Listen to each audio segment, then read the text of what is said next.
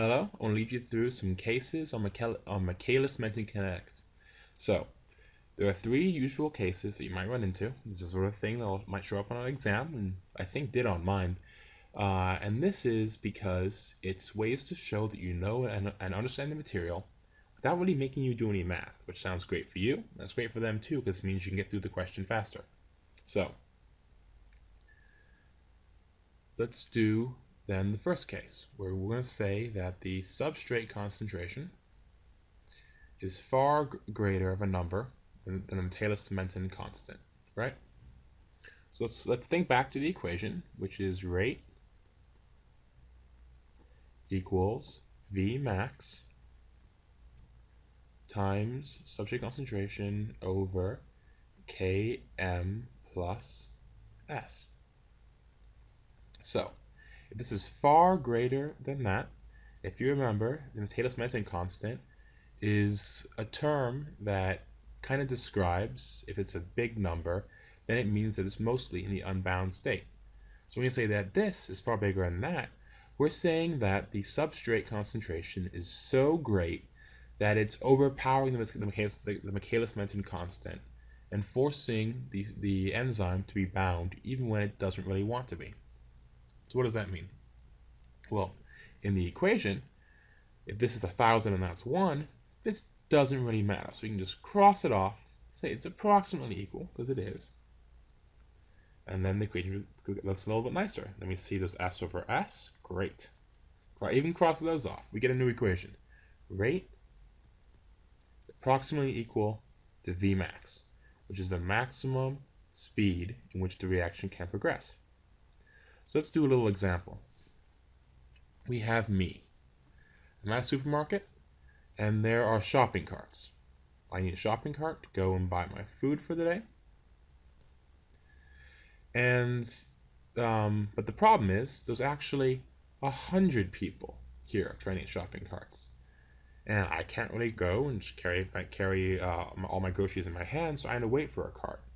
And so as soon as a cart comes, someone snags it. And then as soon as another cart comes open, another person snags it. And that happens again and again, so basically all the carts are in use at all the time.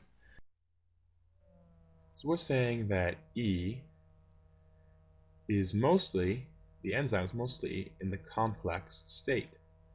And so as this is what turns into product, you can't really go any faster if you're using up all the enzyme in this state, right? So the rate is approximately equal to V max. This is why some things, like ethanol or phenytoin or a few of the drugs you will learn in medical school, can only progress at a certain rate. You might have heard that alcohol is metabolized at 1 drink an hour. This is why, because you've saturated the alcohol dehydrogenase enzyme. So let's go to the next case. I suppose I should show you the graph of where you're on. So at this point, you're at this top part of the graph, when you're near V max. So now let's talk about the next one. So we just went over substrate being greater than Km. Let's do what Km is far greater than the substrate concentration. So you go back to the equation, rate equals V max times S over Km plus S. Oops. A little swiggle there. S. So you look at it and like, okay, I know I can do the same thing you did last time, and you're right. That's what I'm gonna do. That's 1,000, and that's 1, and this doesn't really do much. So I'll make it approximately equal. Makes my life easier. And I look up to the S, and I'm like, oh, well, I can't really cancel that out. If that's really small, the rate's really small. If that's really big, the rate's really big. And I'm like, oh, that's too bad. But the equation now is still simpler than it used to be, right? Rate approximately equal to V max times S over Km. So on this curve, you're in the early part of the curve, right? So you're like here. So what is this saying? This is saying like, I'm at the store again, getting my groceries. And there's carts.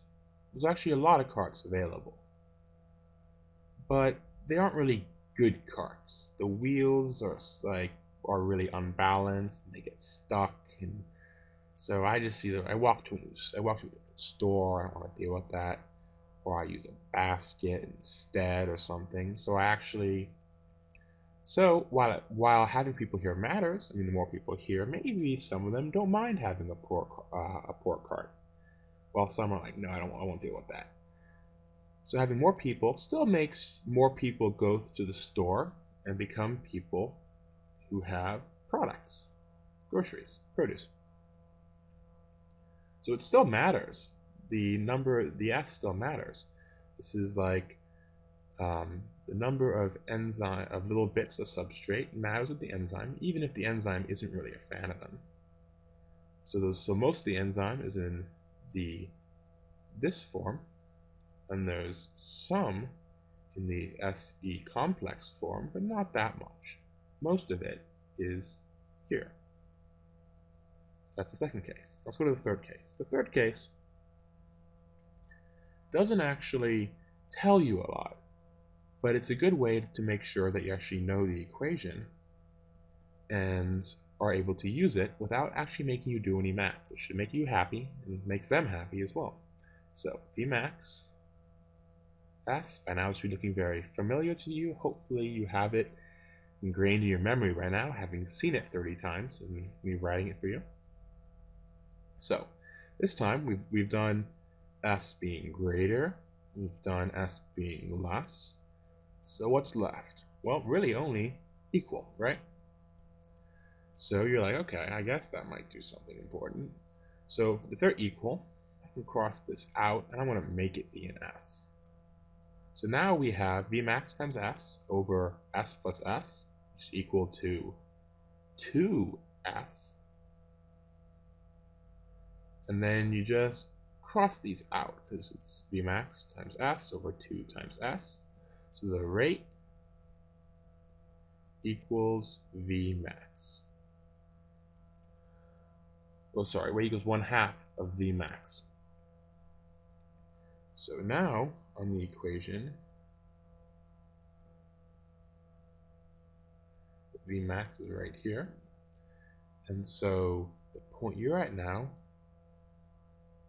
is S equals Km, and then this is 1/2 Vmax. So if you know these two are the same, and you have the Vmax, you can get the rate. If you know these two are the same, you have the rate, you can get the Vmax. Or if you know that the rate is 1/2 of Vmax, and you have the substrate concentration, you can get Km. So it's useful because they can ask you to try to make you have use one of the different variables, and they can have you try to get whatever you don't know. So let's go over quickly line-mover-Burke plots again. If you remember, they're there to make the math be easier, or at least easier to graph. So you have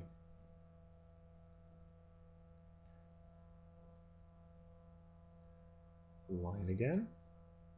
You have the intercept here, which is equal to 1 over Vmax. The intercept here, which is 1 over negative Km, which is actually equal to just negative 1 over Km. And the slope is equal to Km over Vmax. So, I know you've seen the equation before. It's 1 over rate equals Km over Vmax times 1 over S plus 1 over Vmax. I'm going to over again because this is very important to know for the inhibitors, which we're talking about next.